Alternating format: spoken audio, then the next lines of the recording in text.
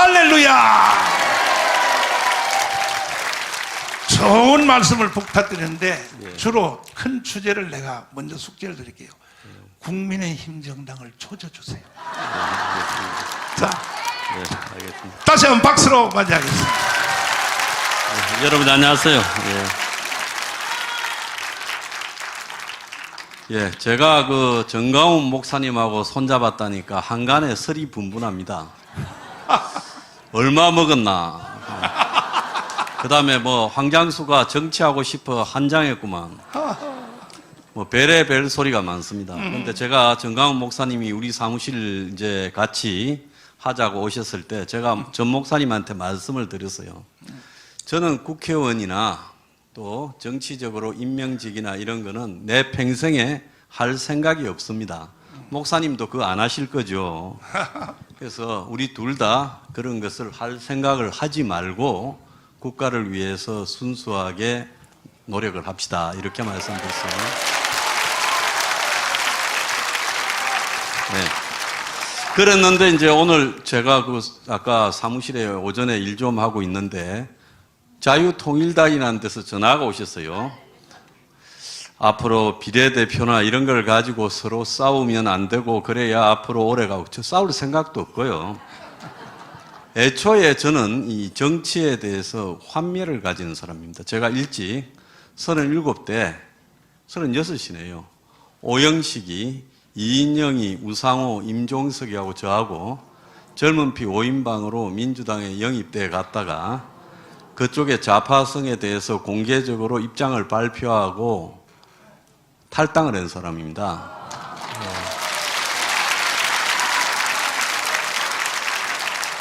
그래서 그 뒤로 한때는 정치를 하려고 이런 생각을 한 적이 있지만 제가 혁명 20일이라는 당을 만드는 것은 정치를 안 하려고 만드는 겁니다. 사회 계몽을 하기 위한 방법으로 사회단체가 가지는 한계가 크기 때문에 그래서 이 정당이라는 조직을 통해서 여러 가지 어떤 보호막을 갖추기 위해서 한 것이지 내가 개인적으로 정치할 생각이 없습니다.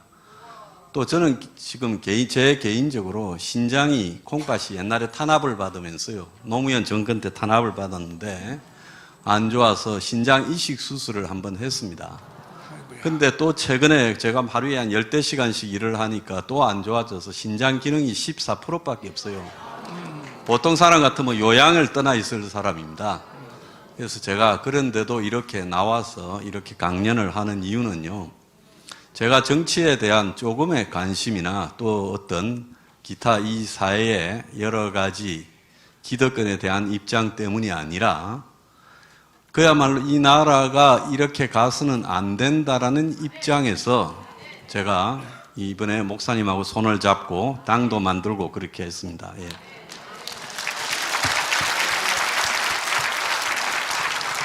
자, 그래서 제가 지난번에 이렇게 목사님과 같이 하기로 했을 때 우리 당의 많은 당원이나 또 회원들이 뭐 목사님을 비판하거나 이쪽을 또 비판할 때 내가 일체 비판하지 마라 그랬습니다. 왜? 같이 하기로 했다면 더 이상의 어떤 잡음도 있어서는 안 된다. 동조하지 않는 자는 떠나라고 그랬습니다. 네, 그래서 제가 당부드리고 싶은 것은 황장수는 정치하려고 뭐 어떤 다른 이익을 노리고 정가훈 목사님과 손을 잡은 게 아니다. 저는 아무것도 바라거나 기대하는 게 없습니다. 세상에 하도 도둑놈들만 많이 봐가지고요. 또 목사님 옆에 있다가 뭐 좀 챙겨서 나간 사람들이 배신 때리고 좀 있나 보죠. 많아. 그러니까 저도 그렇게 생각을 하는 모양인데 저는 그런 거하고 관계가 먼 사람입니다. 저는 어제 이제 크리스마스였잖아요. 두 가지 이야기를 하나 좀 드리고 싶어요. 옛날에 한 2000년 전에 예수님이 태어났을 때 예수님은 기득권이었습니까? 혁명가였습니까? 혁명가. 그렇죠. 당시에 이스라엘이 로마의 지배하에 있던 식민지, 그때 일제하에 식민지 같은 식민지였잖아요. 빌라도 총독이 있었지 않습니까? 그때 이스라엘 왕이라는 것은 고종 비슷한 처지였잖아요. 그럼에도 불구하고 그 이스라엘의 랍비나 유대교의 귀족들이 한마디로 가지지 못한 자, 가난한 자, 힘없는 자들을 위해서 설파하고 다니시는 예수님을 행명가라고 못을 박아서 로마가 죽인 게 아니라 유대인들이 예수를 못 박아라. 그래서 빌라도가 나는 아니다라고 손도 씻었지 않습니까? 그래서 결국 박았지만요. 그래서 예수님은 행명가였습니다. 그래서 저는 지금 이 시기에 우리가 국민의힘을 바라볼 때 국민의힘이 기득권 정당입니까? 서민을 위한 정당입니까? 기득권 정당이죠. 민주당도 기득권 정당이고 하나는 좌파 기득권 정당이고 하나는 우파 기득권 정당입니다. 둘 다 똑같은 기득권 정당이에요. 다만 하나는 친북이라는 게 붙기 때문에 우리가 그나마 손을 잡는다면 어쩔 수 없이 몇 가지 전제하에 친북이 아닌 기득권 정당을 마지 못해 손을 잡을 수밖에 없다라는 이런 부분을 여러분 잘 아셔야 됩니다. 자, 크리스마스 때마다 많이 나오는 만화 영화로도 나오고 영화로도 나오는 그 크리스마스 캐럴이라는 소설이 있죠. 찰스 디킨슨이라는 그런 분이 1840년대에 쓴 소설입니다. 그 소설에 보면 스크루지라는 구두쇠가 나오지요. 자, 그 소설이 있을 때 크리스마스는요, 영국에서 산업혁명기였습니다. 그래서 노동자들은 크리스마스 날도 나와서 10시간씩 일을 했어요. 귀족들만 산업혁명으로 얻은 엄청난 수익을 즐기던 귀족들만의 크리스마스였어요. 그런데 이 찰스 디킨슨이라는 소설가가 구두방에서 10살 때부터 나가서 일을 했어요. 하루에 15시간씩 일을 했습니다. 그러면서 밤에 엄마한테 혼이 나면서도 공부를 해가지고 아버지는요, 빚을 못 갚아서 당시 빚 못 갚는 사람도 채무자 감옥에 보냈습니다. 15년을 받았어요. 그런데 그렇게 노력을 해서 신문 기자가 되고 글을 쓰고 소설가가 되었습니다.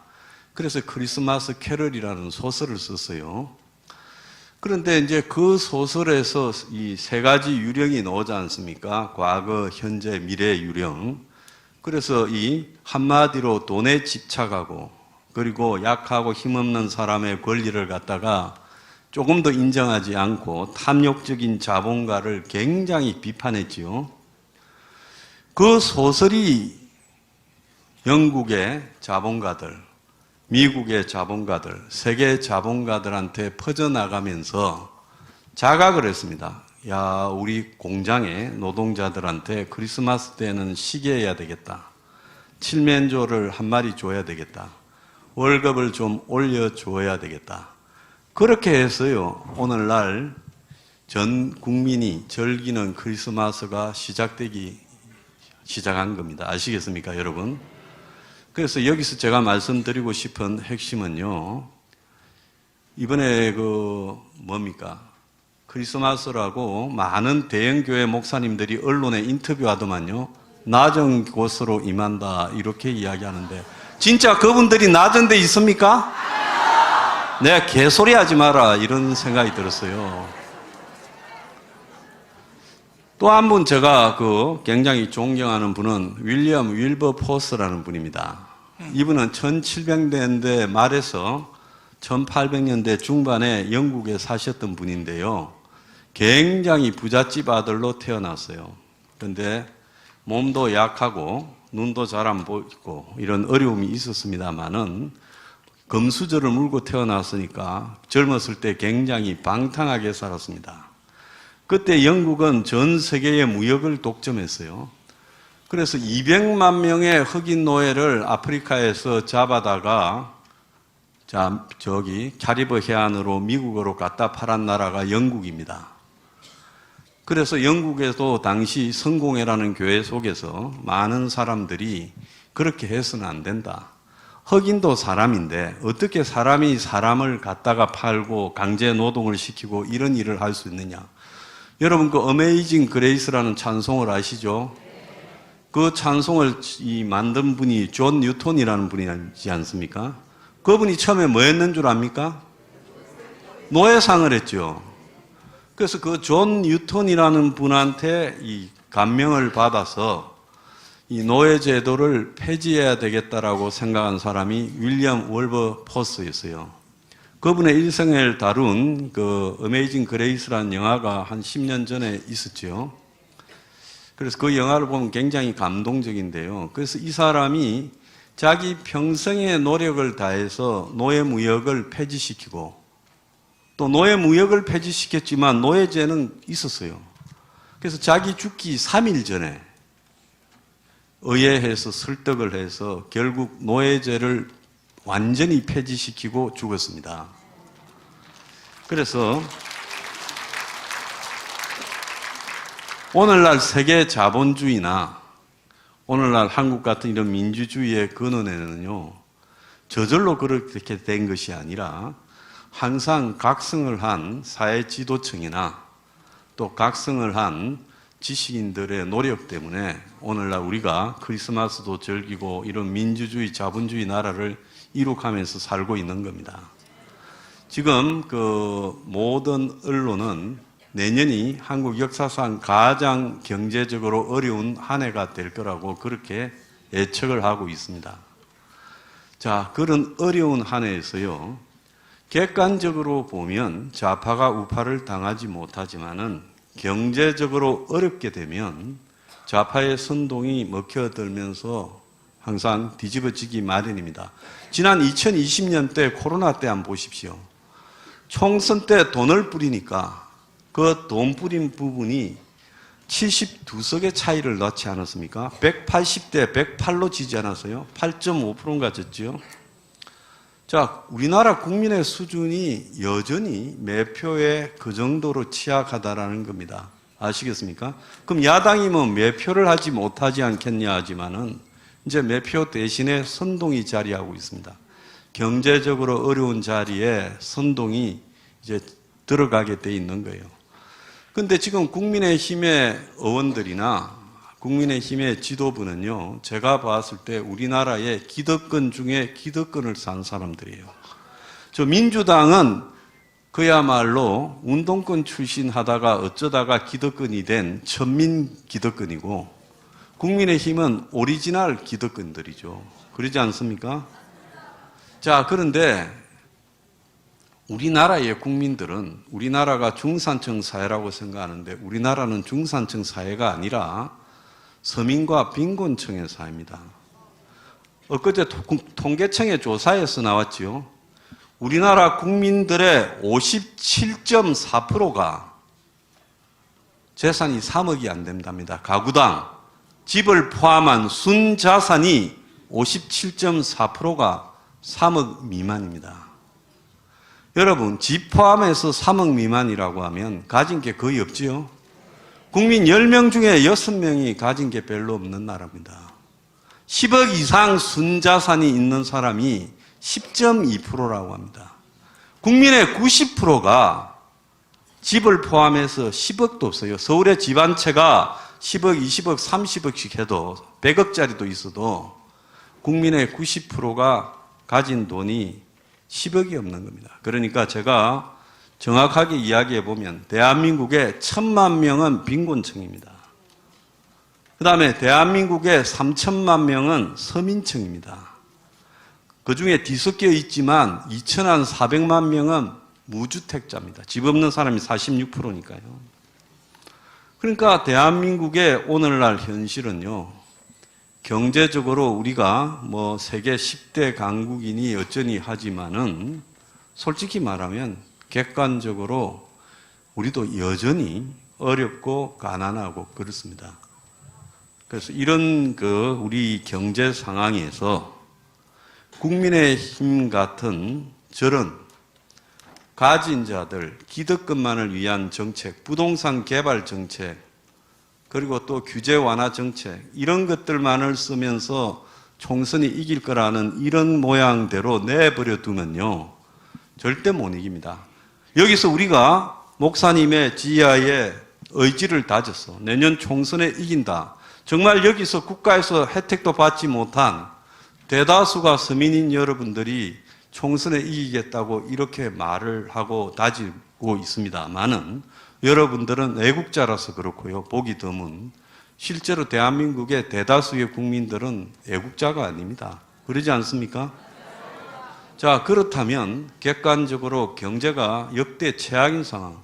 자, 요즘 카페가 하루에 34개씩 문을 닫는데요. 1년에 올해 13,000개의 카페가 문을 닫았다고 합니다. 솔직히 말하면 자영업자고 기업이고 역대 최악의 경제 상황이 닥쳐오고 있습니다. 지금 벌써 서울에서 경기도 위성도시에서 반값 아파트가 등장하고 있지 않습니까? 자, 부동산 투기에 기반해서 주식 투기에 코인에 기반해서 많은 한국의 중산층이나 그런 사람들이 거기에 투기로 돈을 벌으면서 자기의 삶이 안정적인 줄 알고 착각하고 살았지요. 그런데 지금 그 사람들 삶이 송두리째 흔들리고 있습니다. 자, 5억 있는데 신혼특례다, 애 낳았으니까 돈 빌려줄게 해서 정부에서 5억씩 빌려줍니다. 그 돈으로 집을 샀다가 집값이 5억이 되면 어떻게 됩니까?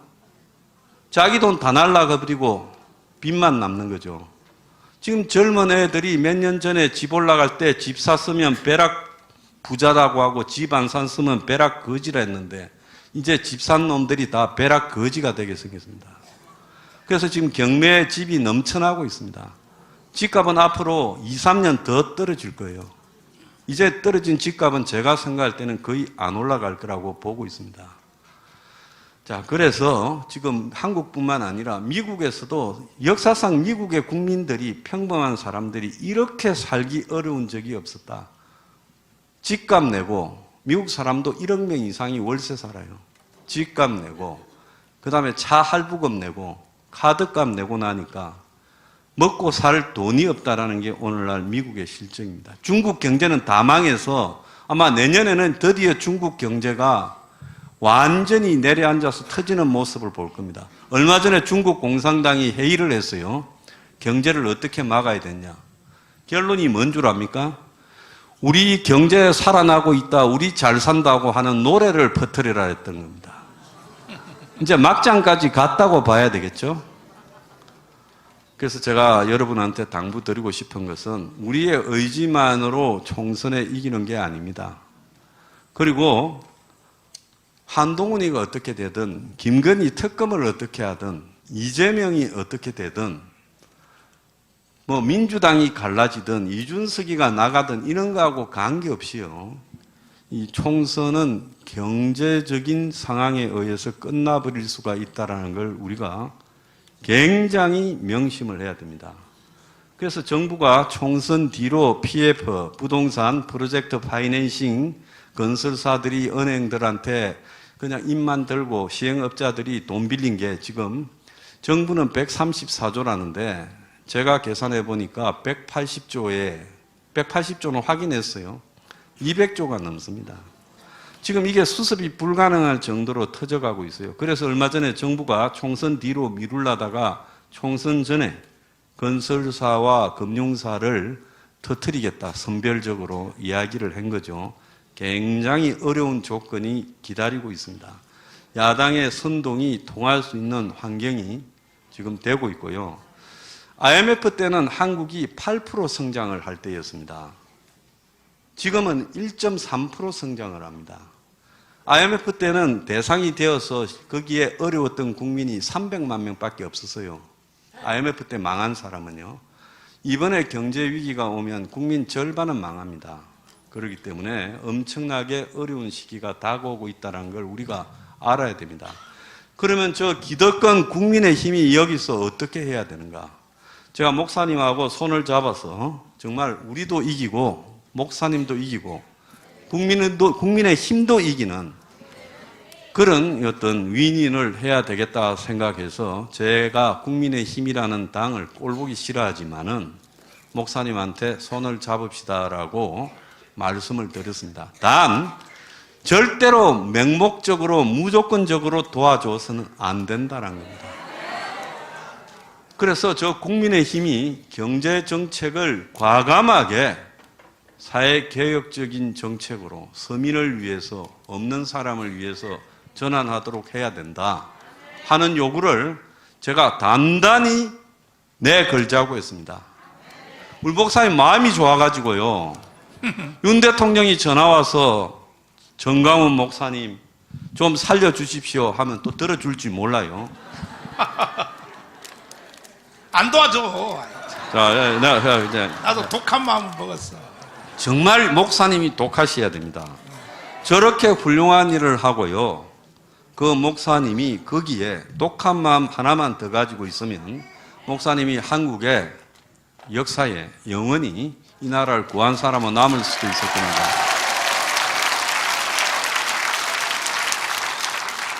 그래서 제가 목사님께 서로 힘을 합치자고 하면서 이야기한 게 있습니다. 저는 아무 배설을 안 합니다. 출마도 안 합니다. 비례든 지역이든 출마도 안 합니다.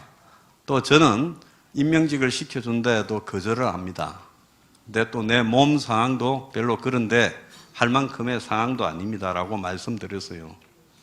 그러면 아무런 욕망도 없는 사람이 왜 일을 하냐? 저는 이 나라의 정말로 어려운 서민층을 위해서 선거가 그들을 살리는 기회가 돼야 된다. 제가 그렇게 생각을 하고 있습니다.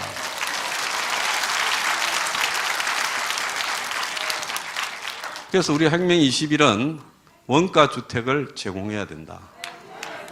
비어있는 경찰서, 파출소 이런 데 가면 파출소 하나에 마당하면서 땅이 한 300~400평이 있습니다. 소방서, 학교, 요즘 폐교되는데 수두로 갑니다. 쓸모없는 공항도 많습니다. 그런데 국가가 공짜가 아니라 누가 자꾸 공짜라고 선동을 하는데요. 원가로 집을 지어서 청년들한테, 애를 낳는 청년들한테, 그리고 노후가 어려운 분들한테 국가가 공짜로가 아니라 원가로, 생산 원가로 집을 줘야 됩니다. 제가 조사를 해보니까 건설비 올랐다지만 건설사의 회장님이 솔직하게 저한테 자백합니다. 550만 원이면 집 짓는다고. 맞아. 떡을 친다고 그럽니다. 맞아. 그래서 우리가 평당 700만 원이면 아파트를 공급할 수 있다. 그래서 30평짜리 아파트가 2억 1천만 원이면 족하다는 겁니다. 그래서 이런 원가 주택을 제공하자. 그 다음에 사교육은 폐지하자. 자, 조국 딸 한번 보십시오. 청문회 나가 거기 끌려놓은 장관 후보들, 자식들 한번 보십시오. 전부가 사교육 컨설팅. 그래서 부자들은 자식을 대학 보내는 한 3,000가지 방법을 갖고 있습니다. 자, 공부를 잘하나 못하나 똑같이 대학을 가야죠. 저는 고등학교 때 좀 놀았습니다. 그래서 서울대 간 이유가 뭔 줄 아십니까? 학력고사 점수를 받아서 등수대로 하니까 갔습니다. 제가 900등 했으니까 간 거예요. 그러니까 사교육을 폐지하고 사교육을 공교육 내에 흡수해서 학교에서 B급 교사들을, 요즘 얼마나 실업자 많아요? 대졸 실업자들을 과목별로 시험을 쳐서 일정한 자격을 갖추면 학교 시설 안에서 가르치게 해야 됩니다. 요즘 학교 얼마나 시설 좋아요. 그리고 보육요. 애들 유치원비를 보육비를 정부가 지원해 준대도 유치원에 한 달에 40~50만 원씩 더 갖다 줘야 되죠. 많은 데는 100만 원씩 더 줘야 됩니다. 요양병원 요즘 간병비 올려준다 해도요. 요양병원 딱 가면 어디 삽니까? 자식 지금 뭡니까? 물어가 부모 견적 냅니다. 그래서 몇백만 원씩 받아내고 없는 사람은 짐짝처럼 갖다 놓고 고려장 시킵니다. 아닙니까? 그래서 기왕에 국가의 돈이 들어가는 자식 보육이나 요양 문제에 있어서 국가가 공공적으로 운영해야 됩니다. 왜 그걸 업자한테 맡깁니까? 그러지 않습니까? 그리고요, 국가가 이제는 민간이 고용을 창출 못합니다. 기업들은 점점 갈수록 어려워집니다.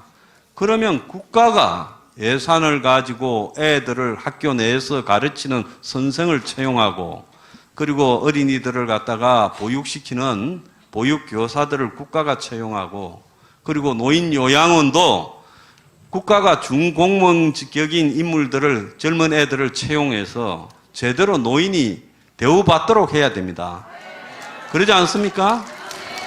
그래서 국가가 고용을 창출해야 된다 이런 주장을 하고 있습니다. 그 다음에 외국인 노동자가요 어제 신문 보셨죠? 100만 명입니다. 불법 체류자가 50만 명 더 있습니다. 외국인이 150만 명입니다. 그 중에 3분의 1은 300만 원도 더 받아요.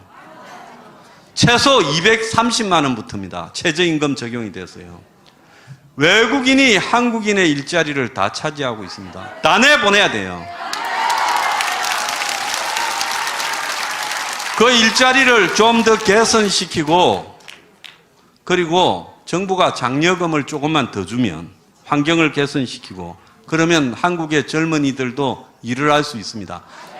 일하지 않는 젊은이들한테는 사회복지 체계에서 배제시켜야 됩니다. 자, 그리고 요즘 플랫폼 있지요? 택시도 플랫폼이고 온갖 게 다 전자상거래 플랫폼이지 않습니까? 여기에서는요, 세금을 때려가 고용세를 때려서, 그래서 자동화 기계를 갖다, 마트에서 보면 요즘 아주머니들이 캐시어를 했는데 기계가 하지 않습니까? 가게에 가도 기계가 하잖아요. 키오스크라고요. 은행에 가도 기계가 합니다. 전부 세금을 때려야 돼요, 기계에. 그 세금으로 고용을 하도록 해야 돼요.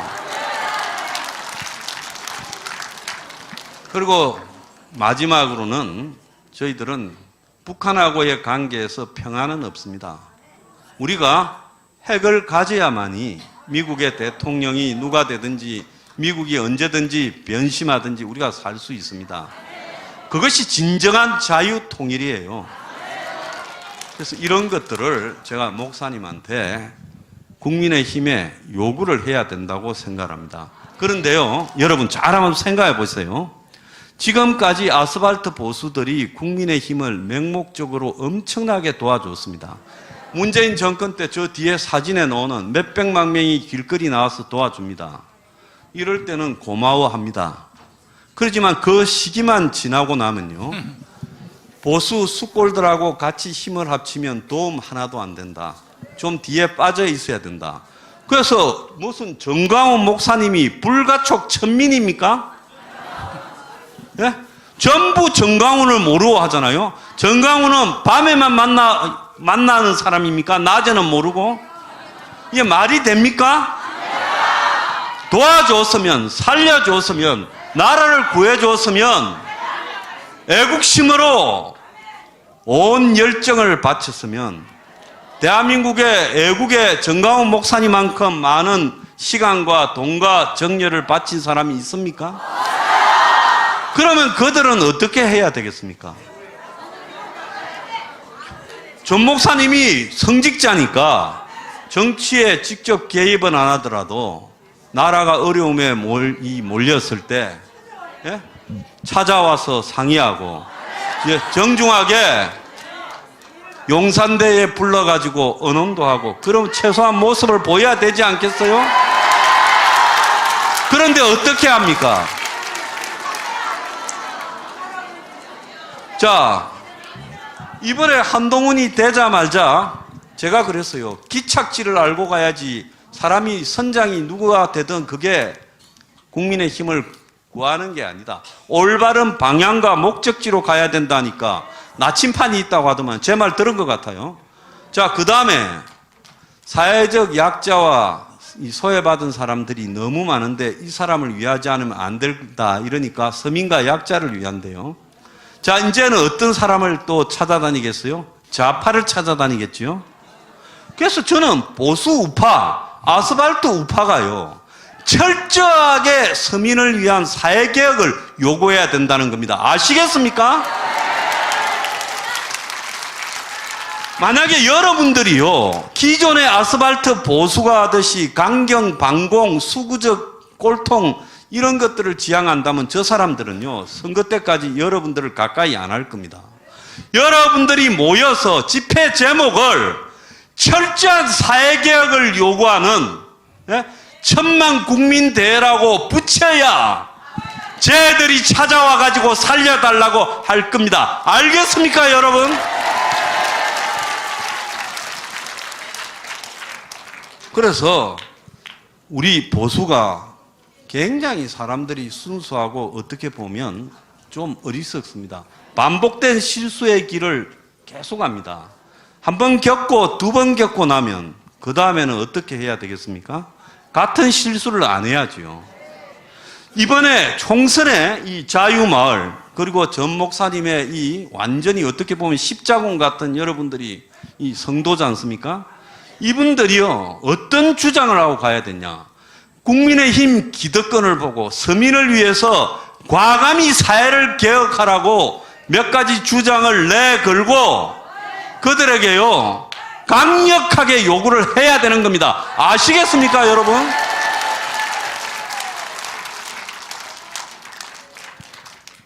그렇게 해야만 이 사람들이 야 이런 서민의 요구들을 우리가 외면하다가는 끝난다라는 겁을 먹게 될 겁니다.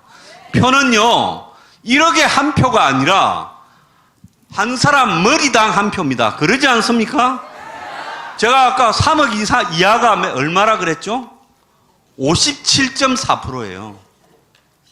그래서 이 나라에는 빈곤층과 서민층이 대다수 표를 가지고 있습니다. 지금 부동산이 무너지면서 더욱 빈곤해지고 있어요. 그러면 이번 선거에서 좌파들은 또 서민들을 선동할 겁니다. 그러지 않겠습니까? 자, 그래서 사람들이 이성적이고 이기적으로 판단하는 게 아니라 자신의 경제적 상황과 이기적 어떤 이해관계에 따라서 정치적 선택을 하는 겁니다. 그래서 저는 위대하신 전 목사님이 있기 때문에 이렇게 조직화되고 전국에 또 17개 지부도 만들어지고 서울, 경기 계신 회원분들도 오시고 이랬지만은 우리가 이 정렬을 기왕이면 여러분 스스로를 위해서 또 국가를 위해서 훨씬 더 나은 방향으로 사용을 해야 궁극적으로 4월 총선에서 승리할 수 있지 않겠습니까?